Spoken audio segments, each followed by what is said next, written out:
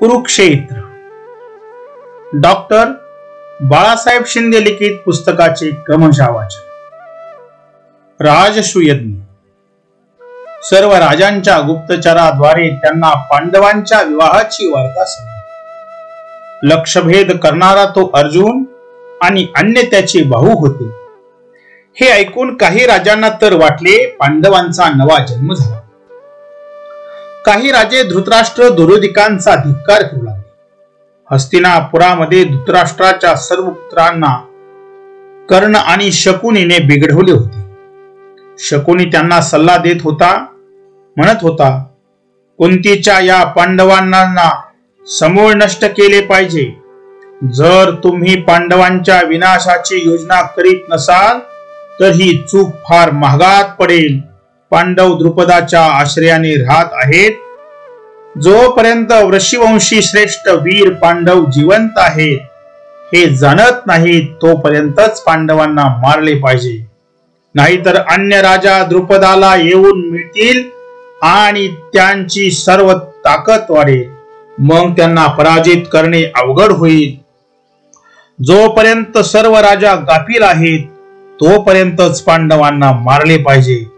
शकुनी मामाचा हा सल्ला ऐकून भूरिश्रवा म्हणाला, पांडव बलवान आहेत, पराक्रमी आहेत, आपल्या सत्कर्मामुळे प्रजाजनांचे प्रिय आहेत। तेव्हा दुर्योधनाने पांडवांशी समेट करणे योग्य आहे। विदुरांनी जेव्हा ऐकले की पांडवांनी द्रुपदाचा पण जिंकला आणि कौरव अपमानित होऊन परत आले आहेत त्यावेळी ते मनातल्या मनात आनंदी झाले। नंतर ते धृतराष्ट्राजवळ जाऊन म्हणाले, महाराज, आपल्या भाग्य मोठे आहे। कौरव वंशी वृद्धी होऊ लागली आहे। धृतराष्ट्राला हे ऐकून आनंद झाला आणि म्हणाला, अहो भाग्य, अहो भाग्य। त्यावेळी आंधळ्या धृतराष्ट्राला असे वाटले की द्रुपद कन्या कृष्णाने दुर्योधनाच्या गळ्यात वर्णमाला घातली आहे। म्हणून तो पुढे म्हणाला, द्रौपदीसाठी पुष्कळ आभूषण मागवा। दुर्योधन आणि द्रौपदीला वाजत गाजत नगरात घेऊन या। नंतर विदुरांनी सांगितले, द्रौपदीने पांडवांशी विवाह केला आहे। सर्व पांडव विवाहानंतर पांचाल नगरीत आनंदाने राहत आहे। हे ऐकून धृतराष्ट्र नाराज झाला, पण नाराजी न दाखवता पुन्हा म्हणाला, अहो भाग्य, अहो भाग्य। असे असेल आणि पांडव जिवंत असतील तर आनंदाचीच गोष्ट आहे। कुंती मोठी साध्वी आहे।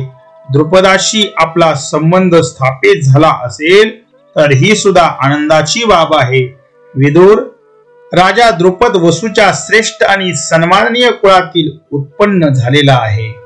व्रत, विद्या, तप या तिन्हीमध्ये श्रेष्ठ आहे। राजामध्ये तर अग्रणी आहेच। द्रुपदाची अन्य संबंधी सुद्धा बलवान आहेत।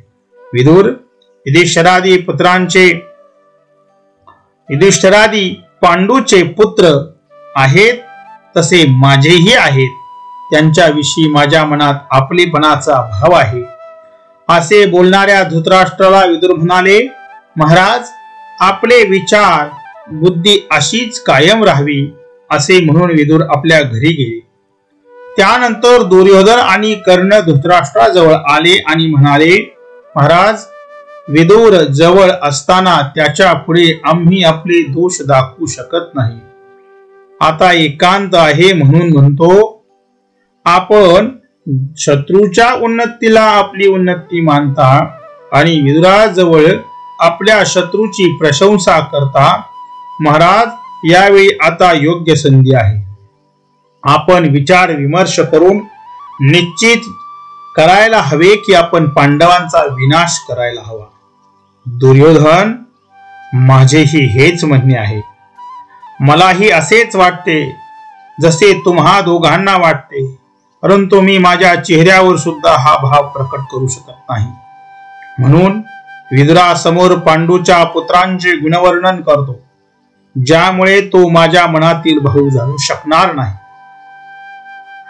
दुर्योधन आणि कर्ण, तुम्ही दोघे आता काय करायला हवे ते मला सांगा। दुर्योधन म्हणाला, सर्वप्रथम आपणास अत्यंत गुप्त रूपाने अशा चतुर ब्राह्मणांची नियुक्ती करायला हवी जे कुंती आणि पांडव पुत्रामध्ये भेद निर्माण करतील किंवा द्रुपदाला त्यांचे पुत्र मंत्री यांना फार मोठी धनराशी देऊन त्यांना आपलेसे करायला हवे, ज्यामुळे द्रुपद युधिष्ठिरादिकांना तेथून हाकलून देईल आणि किंवा चतुर ब्राह्मण पांडवांना पांचाल नगरीत राहण्यास प्रवृत्त करतील. ते ब्राह्मण पांडवांना अलग अलग घेऊन म्हणतील की आता हस्तिनापुरात राहणे तुमच्यासाठी हानिकारक आहे. ब्राह्मणांनी असा बुद्धिभेद केला तर पांडव पांचाल देशी राहतील, हस्तिनापुरात येणार नाही. किंवा काही अशी कुटील बुद्धीची माणसे पांडवाकडे पाठवावीत जे काहीतरी उपाय करून प्रेमपूर्वक बोलून पांडवांमध्ये भेद निर्माण करतील आणि द्रौपदीलाच वश करून निर्धन पांडवाला त्याग कर असे सांगावे. अनेक पती असल्यामुळे तिचेही सर्व एक सारखे प्रेम असू शकणार नाही. त्यामुळे एकाचा स्वीकार करील व इतरांचा त्याग करील. एकदा का पांडवामध्ये फूट पडली की आपला रस्ता मोकळा होईल आणि कामही सोपे होईल. किंवा उपाय कुशल व्यक्ती प्रथम भीमाचा वध करेल, कारण तोच पांडवांमध्ये बलवान आहे, तोच पांडवांचा आधार आहे, ज्याच्यामुळे युधिष्ठिर आपणास कचऱ्याप्रमाणे समजतो. भीमाला मारले तर आपापच पांडवांची ताकद कमी होईल. मग ते राज्य प्राप्तीसाठी प्रयत्न करणार नाही, कारण भीम युद्धात नसेल तर कर्णापुढे पांडव काहीच नाहीत. आणि हेही काही झाले नाही तर पांडवांनी हस्तिनापुरात येऊन आमच्या अधीन राहावे. मग आम्ही नीतिशास्त्राला धरून त्यांच्या विनाशाचे कार्य पार पाडू. किंवा अतिसुंदर स्त्री पांडवाकडे पाठवून एक पांडवांना तिने नादाला लावले, म्हणजे द्रौपदी पांडवांची गुन्हा करेल आणि पांडवांना हस्तिनापुरात बोलवण्यासाठी कर्णाला पाठवावे. कर्ण विश्वासू सहकार्यांकडून पांडवांना मारून टाकी. महाराज, या सर्व उपायापैकी आपण जो योग्य वाटेल तो प्रथम करावा, कारण वेळ निघून जाईल तोपर्यंत पांडव एकटे आहेत. जोपर्यंत पांडव एकटे आहेत तोपर्यंत त्यांना मारणे सोपे आहे. द्रुपद आणि पांडव एक झाले तर त्यांना मारणे अशक्य आहे.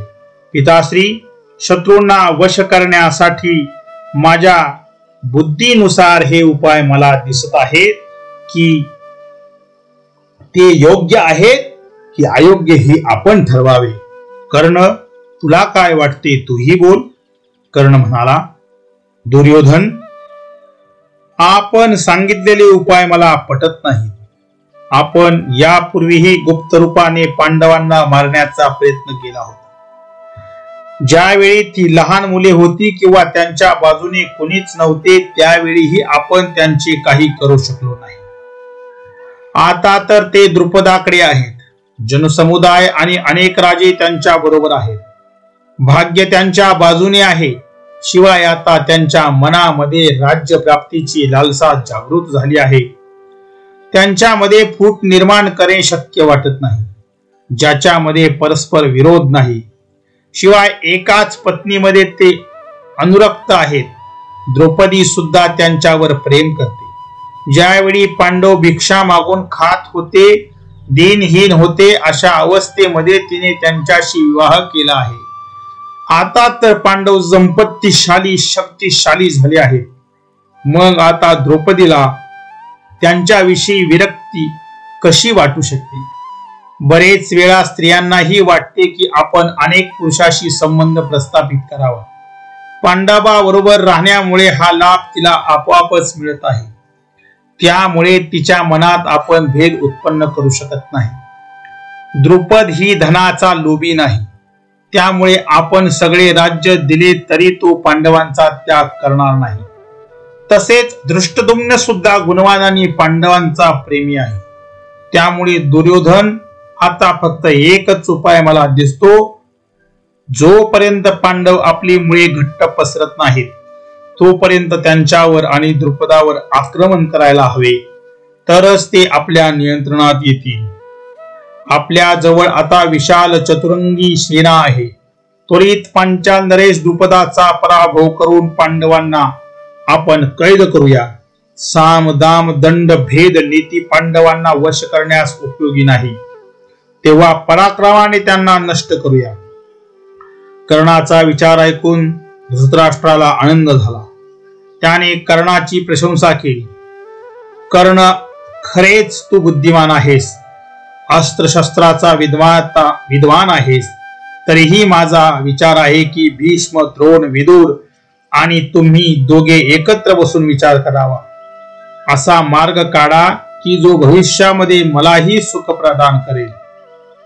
त्यानंतर धृतराष्ट्राने भीष्म, द्रोण, विदुर यांना बोलवले आणि विचार विमर्श करू लागले. भीष्म म्हणाले, पांडवांच्या बरोबर युद्ध किंवा विरोध करणे मला पसंत नाही. मला जसा धृतराष्ट्र तसा पांडू. धृतराष्ट्राचे पुत्र जसे मला आपले तसेच पांडूचे पुत्रही आपलेच आहे. त्यामुळे मला पांडवांचे ही रक्षण करायला हवे आणि तुमचेही. त्यांच्या बरोबर झगडा वगैरे मला पसंत नाही. त्यांच्यासाठी अर्धे राज्य द्यावे. दुर्योधनाप्रमाणे ही राज्य त्यांचेही वडिलोपार्जित आहे. दुर्योधन, तू जसे हे राज्य तुझी पैतृक संपत्ती समजतोस तसे पांडवही समजतात. तू अधर्माने हे राज्य प्राप्त केलेस, परंतु तुझ्या अगोदर पांडवांचा या राज्यावर अधिकार आहे. तेव्हा तू प्रेमाने हे अर्धराज्य पांडवांना देऊन टाक. यामध्ये सर्वांचेच हित आहे. ज्यावेळी पांडव कुंतीसह लाक्षागृहामध्ये जळून मेले असे ऐकले, तेव्हापासून लाजेने या दुनियेतील कोणत्याही प्राण्याकडे मी डोळ्याला डोळे भिडवून पाहू शकत नाही. या कार्यात लोक पुरोचनापेक्षा तुलाच अधिक दोष मानतात. या राज्यावर तुमच्या इतकाच पांडवांचाही अधिकार आहे. त्यानंतर द्रोणाचार्य म्हणाले, राजन, महाराजांजवळ चांगला सल्ला देणारे सल्लागार असावेत. असा सल्ला देण्यासाठी बोलवलेल्या हितचिंतकांनी धर्म, अर्थ, यश प्राप्त करण्यास योग्य विचार सांगावे. खरे तर माझ्या मते द्रुपदाकडे कुणी प्रिय वचन बोलणारा मनुष्य पाठवावा. त्यांना वर पक्षाकडून धन आणि रत्न घेऊन जावे आणि सांगावे की धृतराष्ट्र आणि दुर्योधन या वैवाहिक संबंधामुळे खूप प्रसन्न आहेत. त्यानंतर पांडवांना हस्तिनापुरास येण्याचा प्रस्ताव ठेवावा. द्रुपदाकडून पांडवांना येण्याची अनुमती मिळाल्यानंतर दुःशासन आणि विकर्ण यांना पांडवांना आणण्यासाठी पाठवावे. माझ्या दृष्टीने पांडव पुत्राशी अशा प्रकारे व्यवहार करावा. कर्ण म्हणाला, महाराज दुर्योधन, भीष्म आणि द्रोणाचार्य यांना आपणाकडून नेहमी धन आणि सन्मान प्राप्त होत आहे. यांना आपले अंतरंग हितचिंतक समजून प्रत्येक कार्यात त्यांचा सल्ला घेता, परंतु ते तुमच्या हिताचा सल्ला देत नाहीत. ते आपल्या अंतःकरणात दुर्भाव लपून दोषयुक्त सल्ल्याने सल्ला देतात. यावर द्रोणाचार्य म्हणाले, अरे दुष्टा, पांडवांच्या बद्दल तुझ्या हृदयात द्वेष भरला आहे. त्यामुळे तू अशी माझ्याबाबत ही दोषयुक्त गोष्ट बोलत आहेस. कर्ण, मी प्रथम पासूनच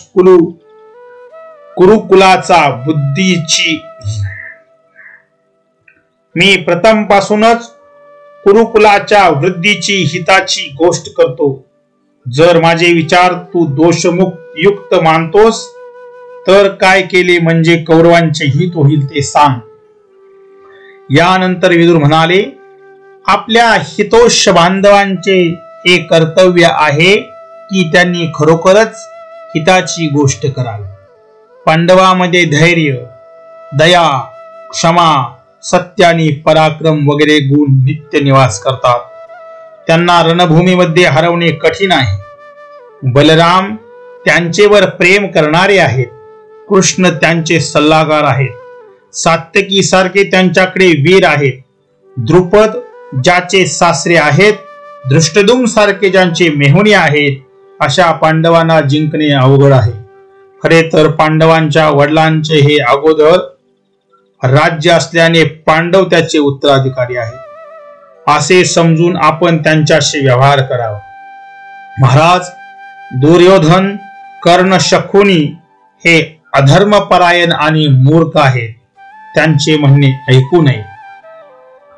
या सर्वांचे ऐकून धृतराष्ट्र म्हणाला, आपण सर्वजण माझ्या हिताचे बोलला आहात, तेव्हा विदुर, तू आता पांचाल नगरीत जा.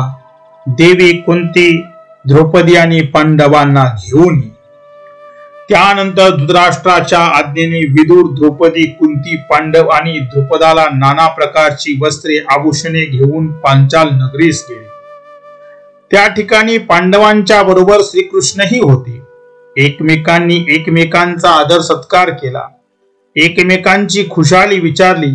विदुरांनी कौरवांकडून आणलेली भेट दिली. धृतराष्ट्राचा निरोप सांगितला आणि म्हणाले, आपण पांडवांना हस्तिनापूरला पाठवावे. बरेच दिवस पांडव दूरदेशी असल्याने नगरवासीही त्यांना पाहण्यासाठी उत्सुक आहे. द्रुपद म्हणाला, आपणा सारख्यांशी विवाह संबंध झाल्याने मला मोठा आनंद झाला आहे. पांडवांचे हस्तिनापुरात जाणे योग्य आहे, परंतु मी माझ्या तोंडाने त्यांना जा म्हणणे योग्य नाही. पांडव आणि श्रीकृष्ण हे जर हस्तिनापुरात जाणे योग्य समजत असतील तर मी त्यांना अवश्य जावे. श्रीकृष्ण म्हणाले, मला तर त्यांचे स्वग्रही जाणे योग्य वाटते, परंतु महाराज, द्रुपद जसे म्हणतील तसे करावे. त्यानंतर विदुर कुंतीच्या भवनाकडे गेले. विदुरांनी कुंती नमस्कार केला. विदुरांना पाहून कुंतीला भडभडून आले, रडू कोसळली. कुंती म्हणाली, आम्ही आपल्या कृपेने जिवंत आहोत. आपणच पांडवांचे रक्षक आहात असे म्हणून कुंती शोक करू लागली. तेव्हा विदुर म्हणाले, पांडवांना कुणीही कितीही त्रास दिला तरी त्यांना कोणी नष्ट करू शकत नाही. थोडक्यात दिवसात ते राज्यावर अधिकार प्राप्त करतील. थोड्या दिवसात ते राज्यावर अधिकार प्राप्त करतील. तेव्हा आपण शोक करू नये. सर्वांचा निरोप घेऊन श्रीकृष्ण, विदुर, द्रौपदी, कुंती आणि पांडव हस्तिनापुरास निघाले.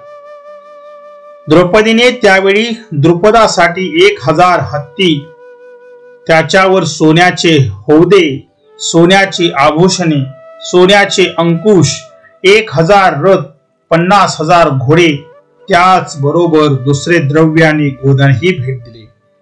धृष्टद्युम्ने स्वतः द्रौपदीचा हात धरून रथावर बसवण्यासाठी नेले. त्यावेळी हजारो वाद्य वाजत होती. धृतराष्ट्राने पांडवांच्या आगमनाची वार्ता ऐकली. त्यांच्या स्वागतासाठी विकर्ण, चित्रसेन, द्रोणाचार्य, कृपाचार्य वगैरेंना पाठवले. पांडवांनी हस्तिनापुरात प्रवेश केला.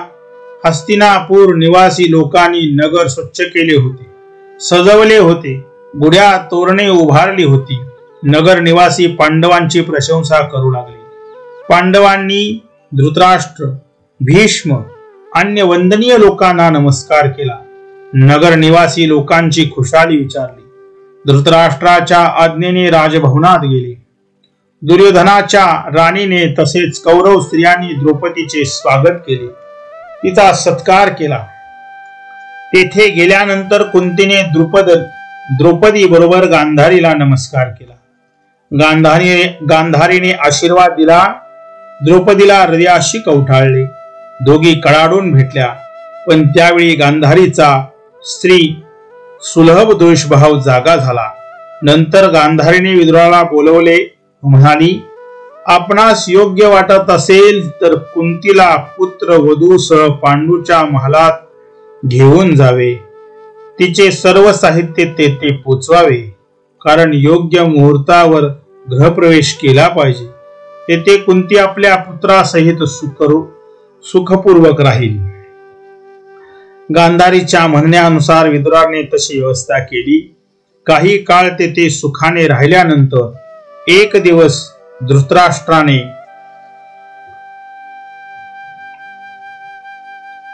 दिवस धृतराष्ट्राने पांडवांना बोलवले. श्रीकृष्ण भीष्मानी विदुरांनाही बोलवले. धृतराष्ट्र म्हणाला, माझ्या आज्ञेने पांडूने या राज्याचा विस्तार केला. त्यानेच राज्याचे पालन केले. पांडू बलवान होता.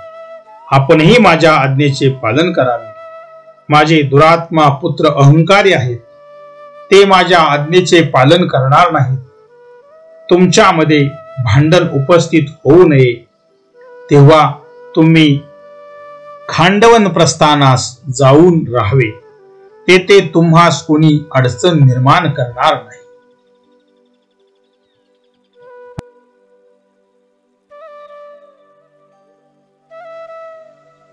पुस्तकाचे क्रमशः वाचन ऐकण्यासाठी चॅनल सबस्क्राईब करा आणि बेल आयकॉन. जय जय राम कृष्ण.